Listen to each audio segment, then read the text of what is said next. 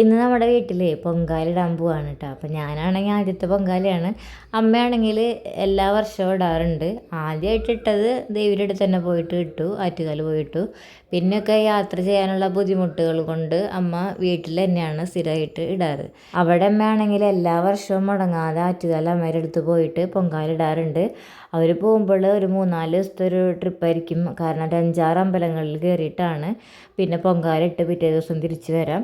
അങ്ങനെ 10 ദിവസം വ്രതമൊക്കെ എടുത്ത്, എന്താ വെച്ചാൽ നമുക്കൊരു വ്രതം എടുക്കുകയെന്ന് വെച്ചിട്ടുണ്ടെങ്കിൽ നമ്മൾ രാവിലെ തന്നെ എണീറ്റ് കുളിച്ച് പ്രാർത്ഥിച്ച് അങ്ങനെ ഒരു റൂട്ടീനായിരിക്കും. അത് നല്ലൊരു രസമുള്ളൊരു പരിപാടിയാണ്. കാരണം രാവിലെ തന്നെ ഫ്രഷ് ആവാം. എനിക്കാണെങ്കിൽ ഞാൻ നേരം വേണത്തെ ഒരു 10 മണിയൊക്കെ ആകുമ്പോഴാണ് എന്നും കുളിക്കാറൊക്കെ ചെയ്യാറ്. 10 മണി ആ നേരത്തൊക്കെ.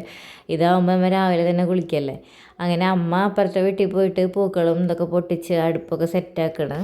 അപ്പോൾ ഇതാണ് ഞങ്ങളുടെ 2 കലം. ഞാൻ പാൽപ്പായസവും അമ്മ ശർക്കര പായസമാണ് ഉണ്ടാക്കാമെന്ന് വിചാരിച്ചിരിക്കുന്നത്. അപ്പോൾ പൂക്കളൊക്കെ കുറേ കിട്ടിയിട്ടുണ്ട്. അപ്പോൾ നമ്മളെ വീട്ടിൽ പൂക്കളൊന്നും ആയിട്ടില്ല, കാരണം വെച്ചിട്ടില്ല, അതുകൊണ്ടാണ്.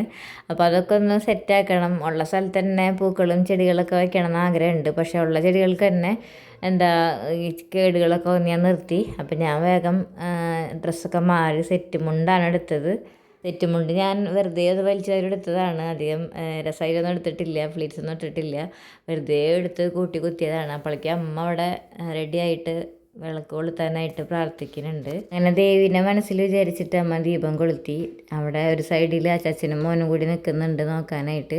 പിന്നെ നമ്മുടെ ഈ ഒരു ഇതുണ്ടല്ലോ, ഇഷ്ടിക കിട്ടാനില്ല, അതുകൊണ്ടാണ് ഈ കല്ല് വെച്ചിരിക്കുന്നത് കേട്ടോ അടുപ്പിന്. അത് നമുക്കൊരു സുഖമായിട്ട് തോന്നിയില്ല. അടുത്ത വർഷമാകുമ്പോഴേക്കും ഇഷ്ടിക എവിടെ നിന്നെങ്കിലും ഒപ്പിക്കണം എന്നാണ് വിചാരിച്ചിരിക്കുന്നത്.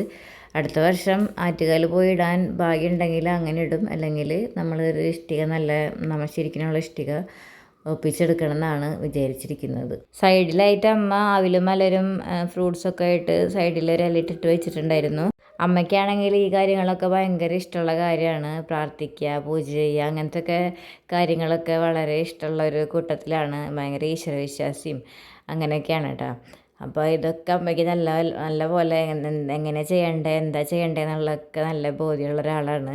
ഞാനാണെങ്കിൽ അവിടെ സൈഡിൽ ഇങ്ങനെ നോക്കി നിൽക്കും.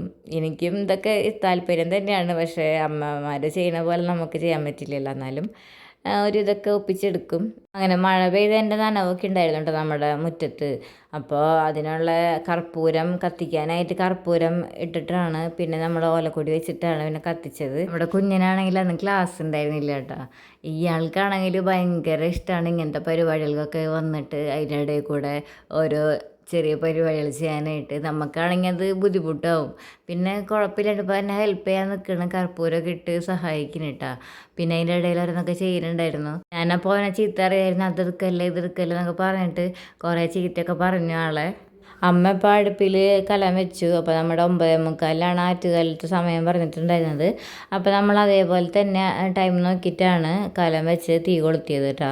കുഞ്ഞിനെ അവിടെ എവിടെയൊക്കെ നോക്കി നിൽക്കണം, ഇവരെന്താ ചെയ്യുന്നത്, ഇവരെന്ത് പണിയാണ് ചെയ്യുന്നതെന്ന് നോക്കി നിൽക്കണം കേട്ടോ. കഴിഞ്ഞ വർഷം ഞങ്ങൾ നാട്ടിലുണ്ടായിരുന്നില്ല, അപ്പം അമ്മ ഒറ്റയ്ക്കാണ് ഇട്ടത്. പിന്നെ അതിന് മുന്നത്തെ വർഷം ഇട്ടിട്ടുണ്ടായിരുന്നു. പക്ഷെ അവന് ഓർമ്മ ഉണ്ടാവില്ല ചിലപ്പോൾ.